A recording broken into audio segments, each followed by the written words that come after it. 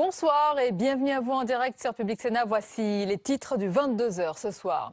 Beaucoup d'émotions après la mort de Roger Hanin, l'acteur décédé à l'âge de 89 ans, a incarné le célèbre commissaire Navarro, petit écran, mais il affiche aussi une filmographie impressionnante au cinéma, tournant avec Visconti, Godard ou Chabrol. L'homme est aussi resté toute sa vie très attaché à son Algérie natale, le pays où il sera enterré. On parlera des nombreux hommages qui lui ont été rendus dans ce journal. Minsk, capitale des négociations sur l'Ukraine, pour le meilleur ou pour le pire. C'est un marathon diplomatique engagé pour tenter d'arracher un accord de cessez-le-feu avec la Russie de Vladimir Poutine. Et après, quelle traduction concrète sur le terrain? Et puis, quelles séquelles va laisser ce conflit entre occidentaux et russes? C'est le thème du club d'éditorialistes ce soir. Les soirées de Dominique Strauss-Kahn, encore passées au crible aujourd'hui au tribunal correctionnel de Lille. DSK s'est agacé que les débats tournent autour de sa sexualité.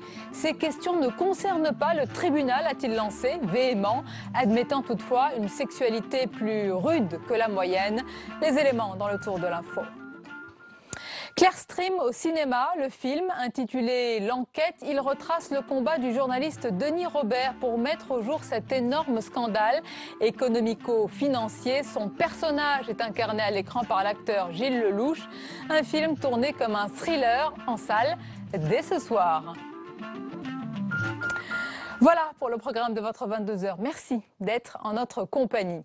L'avenir du conflit dans l'est de l'Ukraine passe ce soir par la réunion de Minsk, un sommet à 4 réunissant Poutine, Porochenko, Hollande et Merkel, avec l'objectif d'arracher ou de tenter d'arracher un accord de cessez-le-feu. Les enjeux de cette réunion présentés comme celle de la dernière chance. On voit tout cela avec Mounir Soussi. 4 chefs d'État pour un sommet de la dernière chance. Le couple franco-allemand à Minsk, entouré de Vladimir Poutine et de Petro Porochenko, pour tenter d'obtenir un cessez-le-feu en Ukraine. Le président français, la chancelière allemande en médiateur, pour faire redescendre la tension dans la région. Une tâche difficile. Avant d'arriver à Minsk, le président ukrainien mettait la pression en annonçant qu'en cas d'échec des négociations, il était prêt à durcir sa position. Moi-même, le gouvernement et le Parlement ukrainien sommes prêts à la déclaration de la loi martiale sur tout le territoire ukrainien. La réunion doit aider à éviter une escalade, mais l'avancée des séparatistes dans l'est du pays et le statut des territoires conquis par les pro-russes risquent de polluer les débats de cette réunion pourtant cruciale. Si nous n'avons pas de résultats positifs aujourd'hui, toutes les autres options que nous pouvons imaginer, pour l'Ukraine elle-même, mais aussi pour l'Europe et pour les relations entre la Russie et l'Union européenne et le reste du monde, ouvrent des perspectives qui sont, on peut dire, pour le moins inquiétantes. La question du statut de la Crimée jugée trop sensible n'est pas sur la table. Sur le terrain, les signaux sont peu encourageants. Au moment où les chefs d'État discutent, un hôpital a été bombardé à Donetsk, faisant 1 mort, et on dénombre près de 50 morts dans des combats depuis hier. Et pendant ce temps, c'est une toute autre partie qui se joue à Bruxelles ce soir, toujours concernant l'Europe. Athènes espère bien convaincre ses partenaires en proposant un nouveau plan de réforme pour tenter de desserrer l'étau de l'austérité. Retour en France, et comme chaque année, la Cour des comptes part au combat contre la gabegie d'argent public. Alors dans son rapport annuel, elle étrie cette année la gestion des agences de l'eau, subventions très généreuses ou encore contrôle inexistant. Les détails avec Quentin Calmet. Un rapport particulièrement sévère contre les agences de l'eau. Principal reproche, l'opacité de leur fonctionnement. Ce sont elles qui financent la politique de l'eau. Pour ce faire, elles perçoivent une taxe prélevée sur la facture d'eau et dont elles fixent elles-mêmes le montant. Le rapport avance ce chiffre. 87% du financement est payé par les usagers. Industriels et agriculteurs ne versent respectivement que 7 et 6% de ce budget. L'agriculture productiviste a un impact sur la qualité de l'eau. Et là, on ne parle que de la qualité de l'eau. Et ce sont soit les contribuables, soit les consommateurs qui paient le coût de réparation de la qualité de l'eau. Donc là, on n'est pas dans la pratique du pollueur-payeur. Mais l'ensemble du monde politique qui doit se pencher sur le rapport de la Cour des comptes, eh bien, ça doit ouvrir les yeux pour qu'on puisse prendre les décisions qui conviennent. car le rapport pointe du doigt une autre anomalie. Industriels et agriculteurs sont surreprésentés dans les agences de l'eau.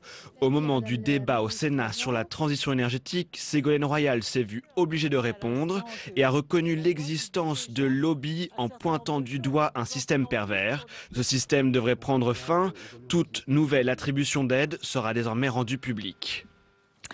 La suite du 22h et dans un instant, c'est le club d'éditorialistes du mercredi soir consacré aux enjeux du sommet sur l'avenir de l'Ukraine, au rôle également et à la stratégie de Vladimir Poutine face aux Occidentaux. Et c'est juste après le tour de l'info. Il est préparé ce soir par Nathalie Guilloire. Absurde, fausse logique, ce sont les mots de Dominique Strauss-Kahn. À son deuxième jour d'audition, l'ancien directeur du FMI s'indigne que l'on fasse le procès de sa sexualité. Pour cette audience, plus de 300 journalistes se sont accrédités et le personnage de DSK intrigue. Il a failli être président et là on le voit, c'est un peu, il y a quelques années il parlait de croissance, d'économie, maintenant il explique aux juges comment ça marche, une soirée libertine, qui fait quoi, qui demande quoi à qui, comment ça se fait. C'est assez bizarre en fait. Une affiche qui crée la polémique. Un nouveau coup de Robert Ménard, le maire de Béziers. Ce panneau publicitaire fait la promotion de la police municipale et de son nouvel ami, une arme. Depuis le 1er février, la police municipale patrouille armée dans les rues de la ville. C'est un coup dur pour le texte présenté par Ségolène Royal. La promesse phare de François Hollande de ramener la part du nucléaire de 75% à 50% dans le mix énergétique a été rejetée par le Sénat. Mais comme toujours, ce sera l'Assemblée nationale qui aura le dernier mot sur le texte de loi. 3, 2, 1... 13h40 aujourd'hui, le prototype d'avion spatial européen est lancé. Il mesure 5 mètres et pèse environ 2 tonnes. Le lancement de cette navette va permettre de tester la capacité des Européens à pouvoir faire revenir sur Terre un engin spatial. Un défi pour l'industrie européenne. Aujourd'hui, la mini-navette a réussi son baptême. En 2004, l'histoire a défrayé la chronique. L'affaire Clearstream secoue le monde politico-judiciaire, avec en première ligne l'affrontement entre Dominique de Villepin et Nicolas Sarkozy. Le film L'Enquête sort dans les salles aujourd'hui. Il revient sur un personnage clé, celui de Denis Robert, le journaliste d'investigation qui a dévoilé l'affaire. Les policiers. T'as raconté quoi? L'histoire du système de dissimulation de capitaux à l'échelle internationale.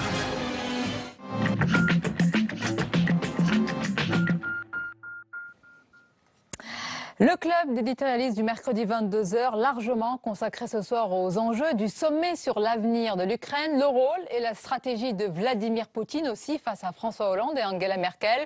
On va en parler et en débattre et le tout sera croqué en direct comme d'habitude par notre dessinateur Hervé Baudry. Bonsoir Hervé. Bonsoir Sonia. Et merci d'être en notre compagnie. Bonsoir à tous. Alors on va présenter nos invités. Béatrice Gibelin, bonsoir. Bonsoir. Et bienvenue. Vous êtes spécialiste de géopolitique, directrice de la revue de géopolitique Hérodote. Merci d'être avec nous. Également présent ce soir, Pierre Laurin, bonsoir. Bonsoir. Vous êtes journaliste, écrivain, spécialiste de la Russie et auteur notamment du livre Moscou et la naissance d'une nation. Nous accompagne également l'essayiste et éditorialiste Alain Gérard Sama, bonsoir. Merci d'être là. Et d'abord, comme tous les mercredis, on va commencer par la chronique Net d'info de notre journaliste Caroline Deschamps, bonsoir. Bonsoir Sonia. Alors, on va parler de Pierre Berger, c'est l'un des actionnaires du quotidien Le Monde qui a beaucoup critiqué SwissLeaks et ça fait beaucoup de vagues sur les réseaux sociaux.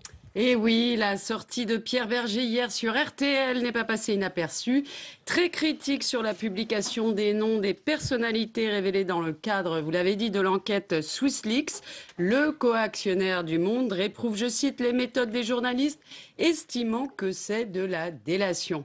Un désengage en règle qui avait été précédé par les propos du banquier Mathieu Pigasse, également actionnaire du Monde, qui, tout en se disant fier du travail accompli, mettait en garde contre le risque de délation. Alors, il n'en fallait pas plus pour que Twitter croise le fer entre ceux qui critiquent la publication de ces noms et les journalistes qui sont très présents, vous le savez, sur Twitter et qui ont fait corps avec leurs confrères, à l'instar de Fabrice Arfi de Mediapart, qui écrit, qui tweet « Pour mémoire, la délation invoquée par certains est anonyme et secrète, le journalisme, lui, est public et contradictoire.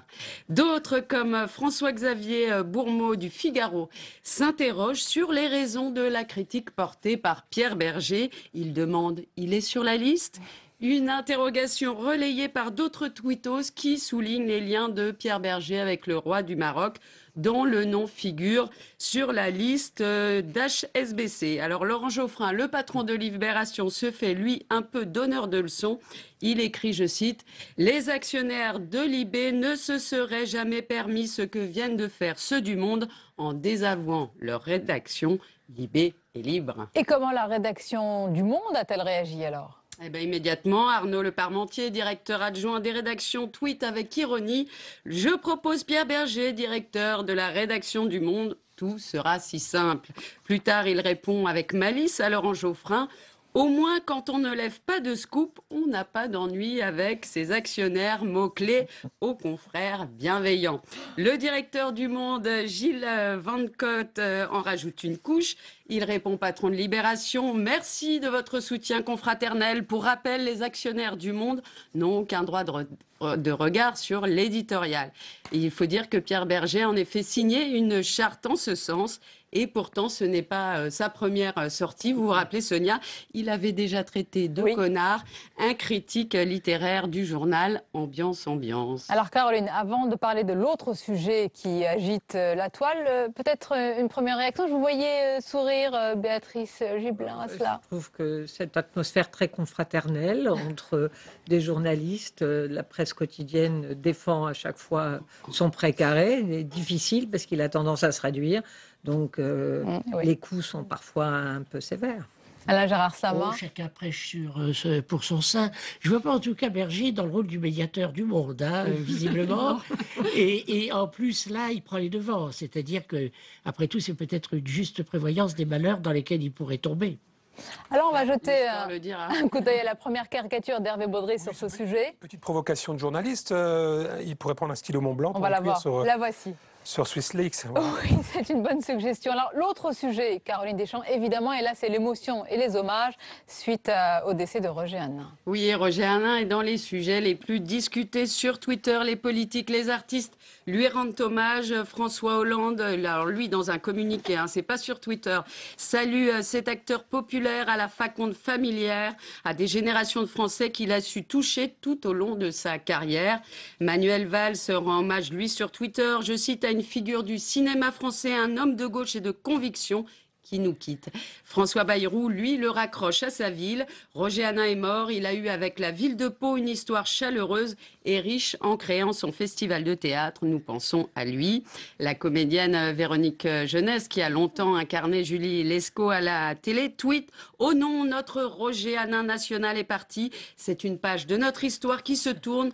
Roger, c'était le vivre ensemble ensoleillé. » Beau-frère de Mitterrand, engagé à gauche, populaire pour son rôle dans la série Navarro, Roger Hanin laisse Alexandre Arcadi inconsolable. Il faut dire que le réalisateur avait tourné avec lui plusieurs films, dont Le Grand Pardon, extrait. Vous êtes toujours gérant de société à 3 000 francs par mois. 3 002, je me suis augmenté. Une maison de 18 pièces, une boîte de nuit, des voitures en pagaille et toutes ces bouches à nourrir par-dessus le marché. Ça doit être dur de joindre les deux bouts. Ne vous inquiétez pas, commissaire. Chez nous, quelques olives, un petit bout de pain. On remercie Dieu. Voilà, un acteur populaire, une figure charismatique au petit écran comme au cinéma. Je vous voyais regarder Alain Gérard Savin avec beaucoup de tendresse cet extrait. Vous savez, il fait partie de ces quelques pieds noirs, il n'y en avait pas beaucoup. Il y avait les acteurs de la famille Hernandez qui, au fond, ont gardé exactement leur accent, leurs gestes, leurs habitudes, leurs pratiques, leurs mœurs, parfois un peu leur vulgarité du temps où ils étaient en Afrique du Nord, et qui ont continué exactement sur le même ton en s'assumant totalement. Et ça, c'est assez sympathique. Mathias, Enrico Mathias, est un personnage, je ne lui souhaite pas évidemment de faire l'objet d'un éloge funèbre, mais en tout cas, ce sont des personnalités comme ça qui sont assez curieuses et attachantes. Il est resté très attaché à son pays natal, l'Algérie, puisque c'est dans ce pays qu'il sera inhumé. Allez, on va poursuivre notre club. Remercier Caroline Deschamps. Merci beaucoup, Caroline. Poutine. On va poursuivre notre club d'éditorialistes, tout autre sujet, pour évoquer cette réunion. En ce moment, ce sommet présenté comme celui de la dernière chance, il réunit, rappelons-le, Porochenko, Vladimir Poutine, François Hollande et Angela Merkel. Et on va écouter un extrait du discours de François Hollande qui parlait justement de cette réunion de la dernière chance. On l'écoute. Là, nous sommes dans la guerre et dans une guerre qui peut être totale. J'ai donc, avec la chancelière, nous en avons parlé depuis plusieurs jours, décidé de prendre cette initiative. Si nous échouons, que dira-t-on? Que la France et l'Allemagne, et j'insiste beaucoup là-dessus, la France et l'Allemagne ont fait en tant qu'Européens, en tant qu'amis de l'Ukraine, de la Russie, tout ce qu'elles pouvaient faire ces deux grandes nations pour agir. Et en compagnie de Pierre Laurin, Béatrice Gibelin et Alain Gérard Slama, on accueille notre chroniqueur Jean-Louis Gombault. Bonsoir Jean-Louis. Bonsoir à tous. Alors messieurs, madame, c'est en ce moment que se déroulent ces négociations. Pierre Laurin, d'abord, quels sont les enjeux? Il y a beaucoup de dramaturgie, on parle de ce sommet, de cette réunion comme celle de la dernière chance. Est-ce que c'est le cas? Ça peut être le cas tout simplement parce que si on n'aboutit à rien, à quoi bon faire d'autres réunions derrière? C'est-à-dire qu'effectivement, on laisse les canons continuer à faire du bruit et des morts dans le Donbass. Donc effectivement, de ce point de vue-là, c'est la réunion de la dernière chance. Maintenant, est-ce que cela signifie une montée aux extrêmes en Europe? Vraisemblablement non, parce que personne n'a intérêt à cela. Donc effectivement, la guerre... pour le moment encore à peu près larvée, même si elle fait de nombreux morts, persistera en Ukraine et va se transformer vraisemblablement en une guerre civile un peu généralisée. Mais nous n'en sommes pas là parce que la réunion de Minsk étant celle de la dernière chance, c'est celle qui a logiquement le plus de chances de pouvoir aboutir. Il devrait quand même y avoir peut-être une déclaration commune ou un texte commun. Pour le moment, c'est ce qui est prévu. Béatrice Gibelin, je vous ai vu un petit peu réagir quand Pierre Laurin a parlé d'un conflit larvé en Ukraine. Oui, parce qu'on est quand même à plus de 5000 morts, donc, et tous les jours, y compris au-delà de la ligne qui, au dernier réunion de Minsk avait été fixée, on a dépassé. Il y a à peu près 500 km² qui ont été grignotés par les séparatistes. Et que c'est une guerre qui est là, sur le territoire où elle se passe, elle n'est pas véritablement larvée. L'essentiel, heureusement, de l'Ukraine n'est pas effectivement en guerre. Néanmoins, c'est un conflit qui est un conflit ouvert. Et la question qui peut se poser, c'est guerre civile ou pas guerre civile. Et on sait toujours... ce qu'a de dramatique une guerre civile. Il y a rien de pire que ça. Avec une situation difficile, c'est qu'on a une armée ukrainienne qui visiblement est en situation de très très grande difficulté. Il suffirait d'ailleurs pas forcément de lui donner des armes pour que ça aille beaucoup mieux. Sans doute que ça serait mieux pour elle, mais on sait très bien ce qu'on engendrait par ailleurs, donc non. Donc on est dans une situation effectivement qui est dans un rapport de force assez difficile pour le gouvernement ukrainien aujourd'hui. Pierre Laurin, vous voulez réagir? Simplement, ce qui allait de soi dans ce que je disais, c'est que c'est une guerre civile larvée pour le moment, ce que vous avez confirmé. Par ailleurs, je vous rejoins tout à fait sur l'état de l'armée ukrainienne. Ce n'est pas en lui livrant des armes qu'on va améliorer sa combativité, et pour une raison toute simple, c'est que de même que l'Ukraine est divisée, l'armée est divisée, et que beaucoup de conscrits, beaucoup de soldats rechignent à aller se battre contre des gens qui pensent exactement la même chose qu'eux. Alors ça, c'est une réalité dont on parle moins. C'est-à-dire, vous parlez donc de... Il n'y a pas, j'allais dire, une cohérence dans l'armée ukrainienne aujourd'hui. Non, il ne peut pas y avoir de cohérence. C'est une armée qui est composée de soldats qui viennent de l'ensemble de l'Ukraine, qui ont voté en 2010 dans des élections qui étaient honnêtes, parce qu'elles étaient organisées par l'ancien président pro-européen, etc., par l'ancienne Premier ministre Tymoshenko, qui était également présentée comme pro-européenne, etc., et c'est l'opposant qui a gagné. Donc si elles avaient été truquées, ce serait plutôt ceux qui l'ont organisé qui auraient gagné. Tout à fait, oui. Donc elles sont honnêtes. 52% des Ukrainiens ont voté pour Yanukovych. ça signifie que 3 ans plus tard, on les prive de leur président, même si tout le monde était conscient et d'accord pour dire que c'était un corrompu infréquentable. Mais vous nous présentez un leur paysage plus nuancé quand même. Bon.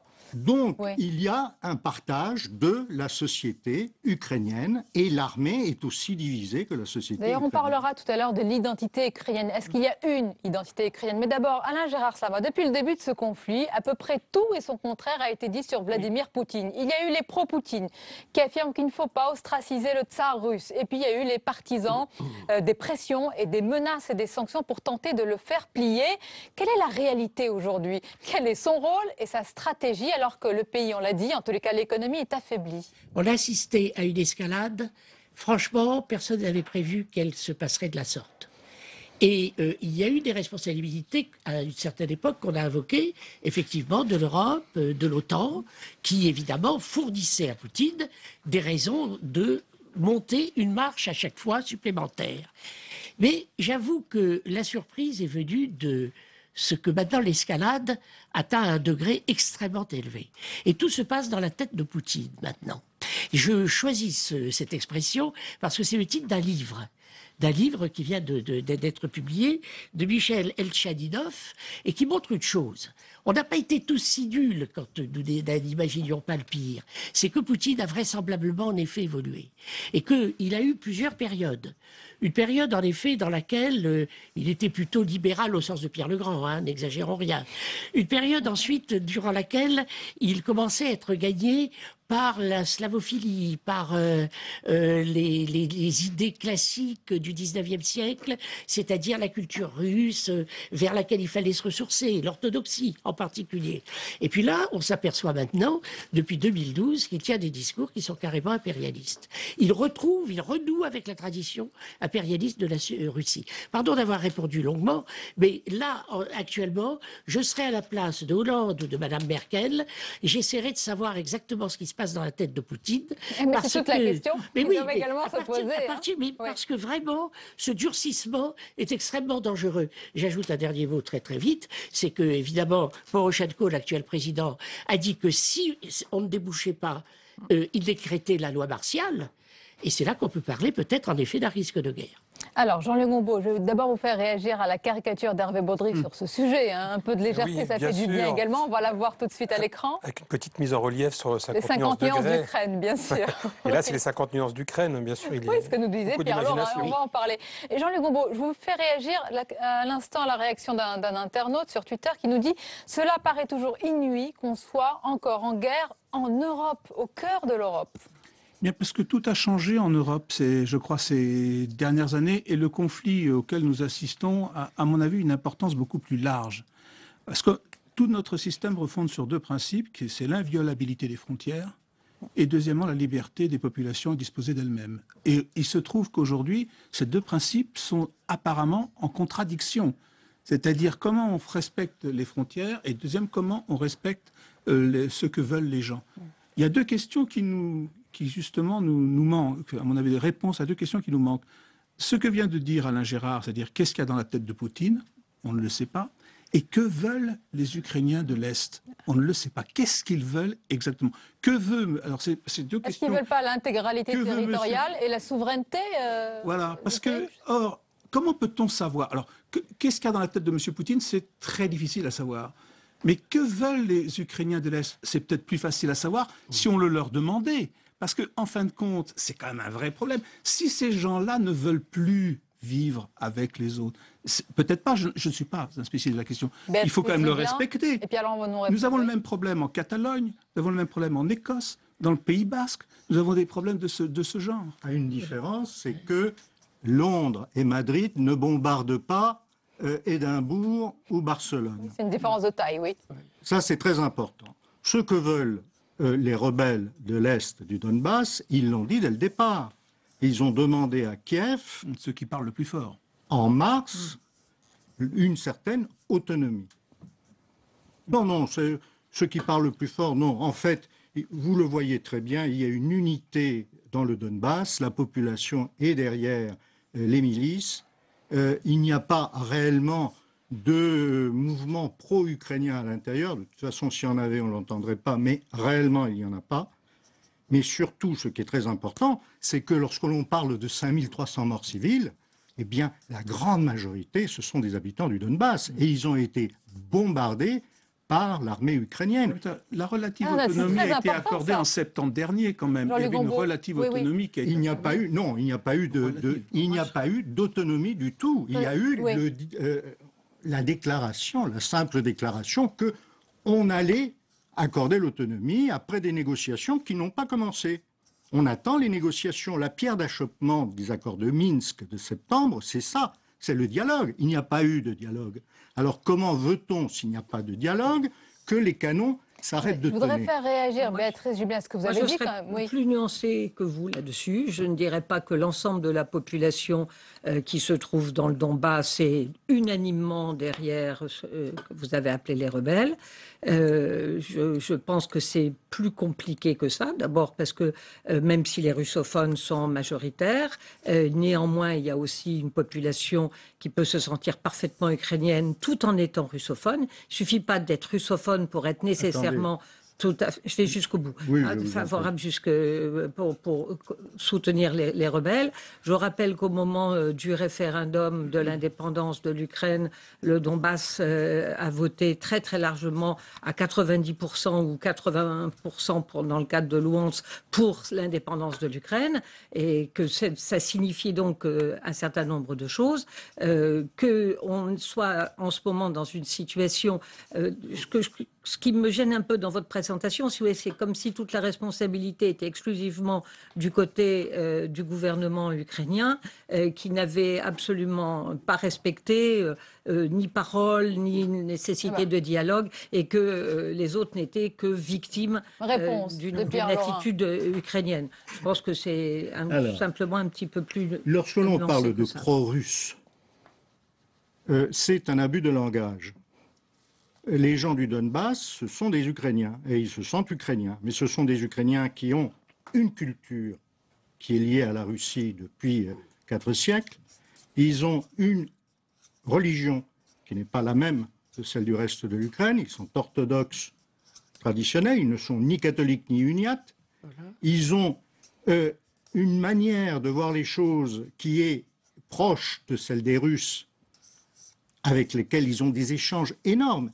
Tous les jours avant ces événements, il y avait 3 millions d'Ukrainiens qui traversaient la frontière pour aller travailler en Russie, et réciproquement.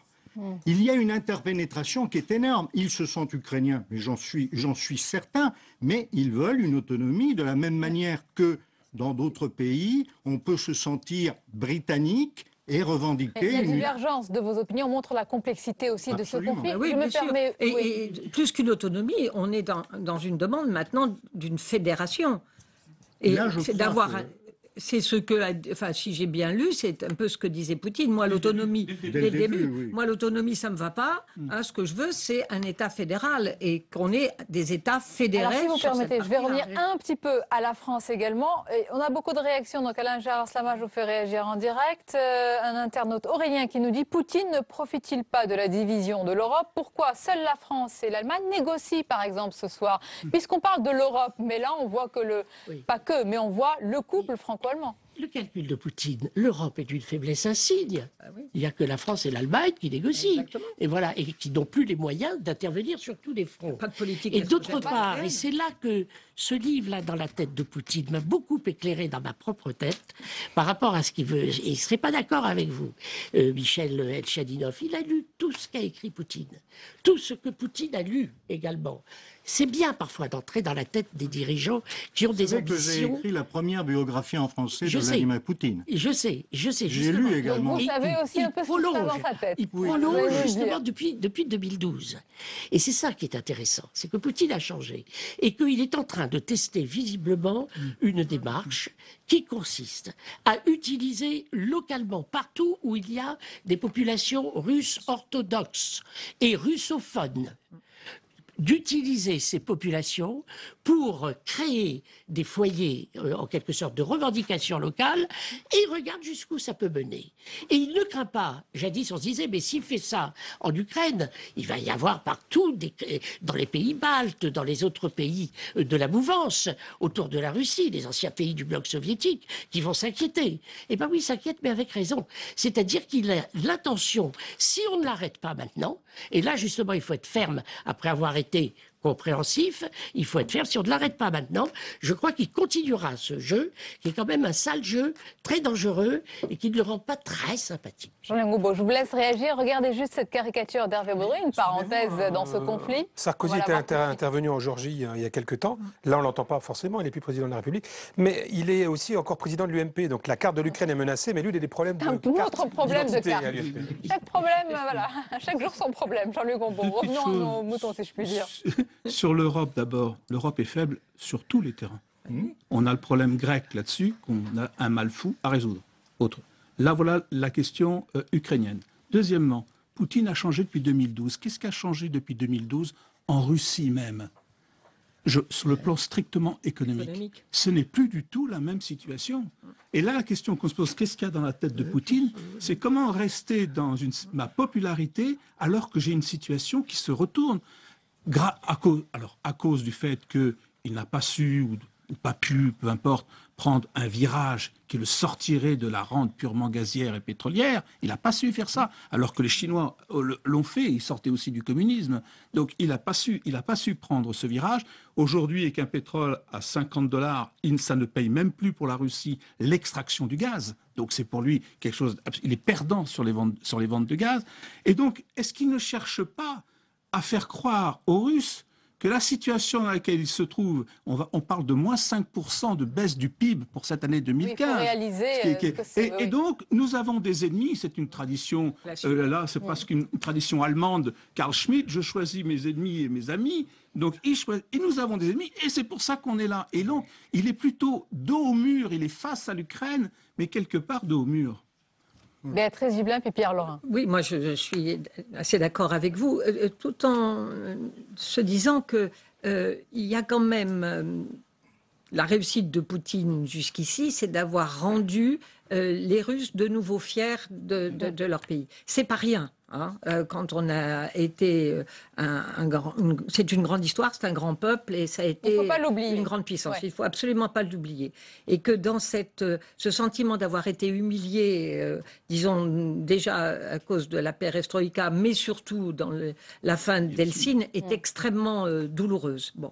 Et donc il a rendu une certaine fierté. Et pour un peuple, se sentir fier de nouveau, c'est extrêmement important. Et on est prêt à supporter quand même pas mal de choses pour quelqu'un qui vous redonne l'estime de vous-même. Peut-être qu'il était un peu à la tête. Et c'est ce que je pense aussi. Et cet homme pragmatique que vous avez décrit, joueur d'échecs et de judo, eh bien, il est en train de devenir un idéologue, j'en ai peur. Il se met même à lire les romanciers. L'autre chose, il lit Gogol et Sholokov. Oui. L'autre chose qui me semble important, c'est qu'il avait aussi une stratégie qui était de ne pas être totalement côté Europe, et d'être dans cette représentation d'une Eurasie qui est un très, très vieux thème qu'on va retrouver, dans lequel on peut même retrouver une représentation qui a pu avoir, qui revient de temps en temps sur Mackinder, le Heartland par rapport au reste du monde, la Russie représentant le Heartland, et si je tiens le Heartland, je tiendrai le monde. Donc l'Eurasie est de nouveau dans ce genre de discours qui sont des représentations sans fondement,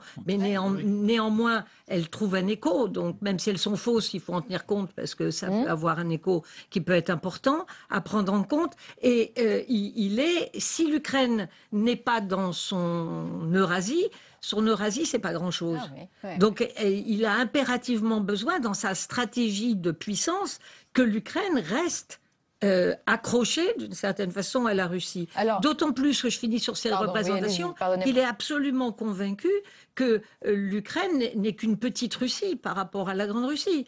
Donc, il n'admet pas dans son évolution, mais qui, je pense, n'est pas seulement une évolution, je pense qu'il le pense déjà depuis un moment, d'évidence, on ne peut pas la laisser partir. Ça n'a aucun sens de la laisser partir. Est-ce que c'est cela que pense Vladimir Poutine, sa stratégie, son ambition Ceux qui écrivent qu'ils peuvent se mettre dans la tête de Vladimir Poutine, j'ai également lu le livre et je l'ai trouvé très bon, mais justement comme des pistes, comme des hypothèses. Bien sûr. Le changement impérialiste, je ne l'ai pas vu. Honnêtement, si vous lisez les textes, vous ne trouvez pas cela parce que vous trouvez déjà les mêmes idées avant.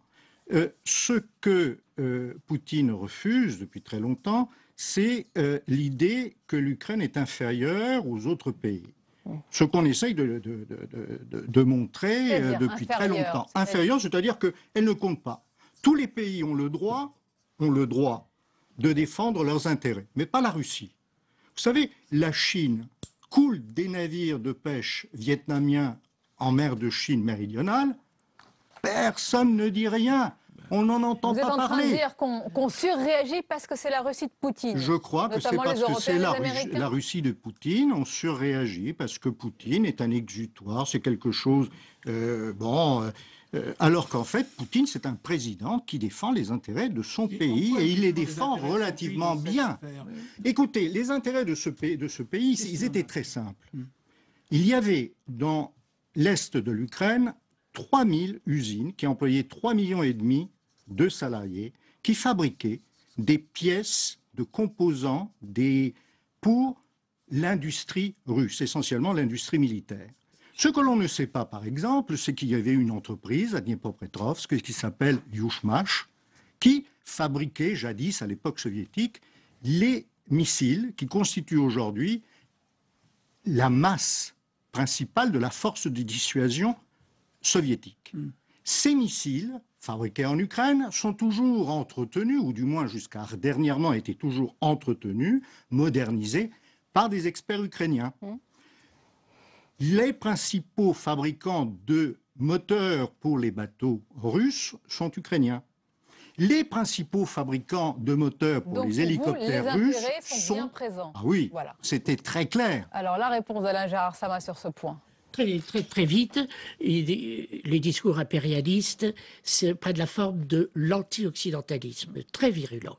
Très virulent.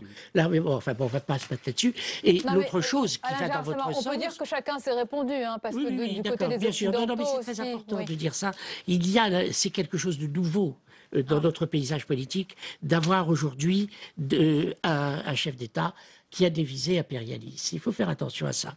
Et puis l'autre élément, c'est évidemment les ports, Odessa, etc., reconquérir la Crimée, l'accès à la mer. C'est aussi important, ça va dans votre sens d'ailleurs. La Crimée, ça y est, c'est fait. Odessa, il n'y a aucun intérêt. Mais avoir un passage vers la Crimée.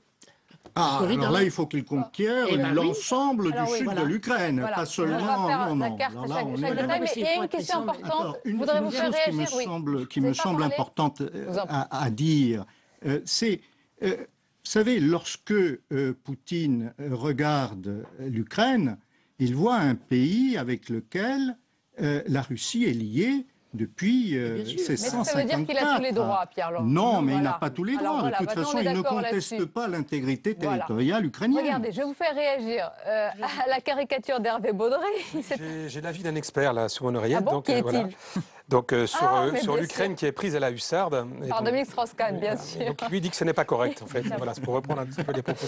Non, je voulais vous faire réagir aussi sur le rôle, l'influence des États-Unis, Jean-Louis Gombault, qui ont exprimé leur souhait d'armer les Ukrainiens.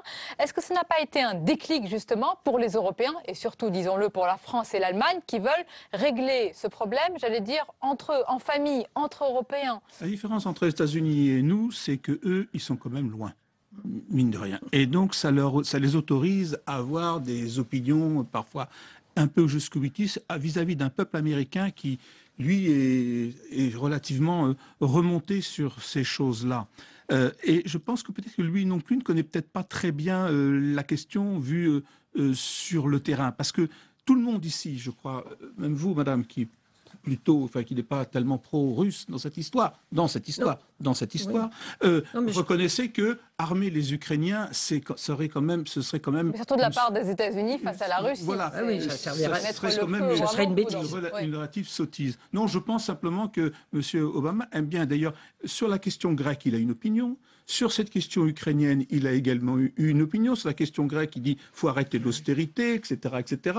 Là aussi, il a une opinion. Et il y a une tradition, vous parlez d'impérialisme, il y a une tradition quand même américaine de donner la leçon à tout le monde, quand même. Là-dessus, pour moi, quand je suis réintervenu sur les représentations pour une grande partie des Russes et pour Poutine compris du rapport à l'Ukraine, je pense que j'étais pas du tout dans une position pour le critiquer. L'histoire est comme ça, les relations sont comme ça, la représentation qu'ils se font de ce qu'est l'Ukraine, elle repose là-dessus. Il faut bien reconnaître que la Russie a toujours nié qu'il puisse y exister un sentiment national ukrainien depuis très longtemps et que c'est un peu contraint et forcé qu'il a fallu l'admettre. Et si Eltsine n'avait pas dit voilà, je déclare l'indépendance de la Russie, ça n'aurait jamais été envisageable de séparer l'Ukraine de la Russie. De Catherine II, je ne sais pas si vous la confirmerez, si elle est vraie, c'est quand elle dit « je défends ma frontière » en la repoussant plus avant. C'est toujours comme ça. Oui, donc je ne sais pas si elle est véridique, mais ça rappelle un peu Poutine. Alain Gérard Sama, je vais un petit peu revenir en France.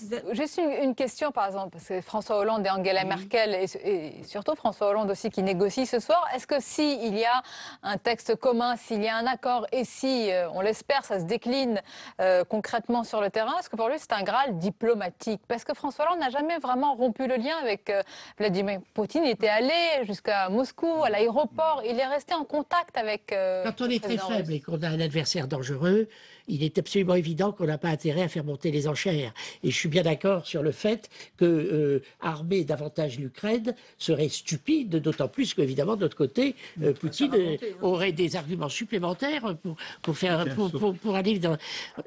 Mais cela dit... À Mistral, ah bah oui, les Mistral. Les Mistral, oui. Bah, on va voir la caricature d'Hervé tout de suite. On va la revoir. C'est bien. Un amateur de confiserie, mais il pourrait offrir aussi un bon Mistral gagnant. On attend toujours la confirmation de cette livraison. Nous vendons de Rafale à l'Égypte maintenant. Donc il faut voir la politique d'armement française fonctionne bien. Et donc, comme quoi on peut mener à la fois les affaires, les relations internationales et les affaires. On va peut-être conclure sur ce sujet, Pierre Laurin et Béatrice Gibelin. Selon vous maintenant, il y a encore des discussions ce soir. S'il y a un texte et un accord commun, comment est-ce qu'il peut se décliner sur le terrain? Moi, j'aimerais savoir, est-ce que vraiment Vladimir Poutine contrôle ces séparatistes pour leur dire, bah voilà, j'ai signé l'accord, donc vous arrêtez tout de suite? Non, les séparatistes sont là dans le groupe de contact. Hein. Ils sont présents.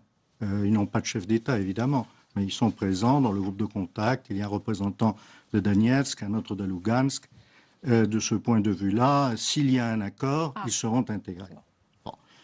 Autre part, simplement une petite parenthèse pour éclairer un tout petit peu ce qu'il y a dans la tête de Vladimir Poutine. Lorsque les Occidentaux ont pris des sanctions contre la Russie, Poutine a attendu très longtemps avant de réagir.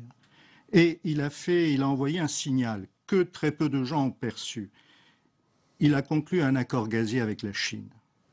La Chine demandait 72 milliards de mètres cubes de gaz par an, et Poutine a accepté 36 milliards. Pourquoi? Parce que les 36 autres milliards étaient destinés à l'Europe. Parce qu'il est vendu plus cher à l'Europe qu'il ne les aurait vendus à la Chine.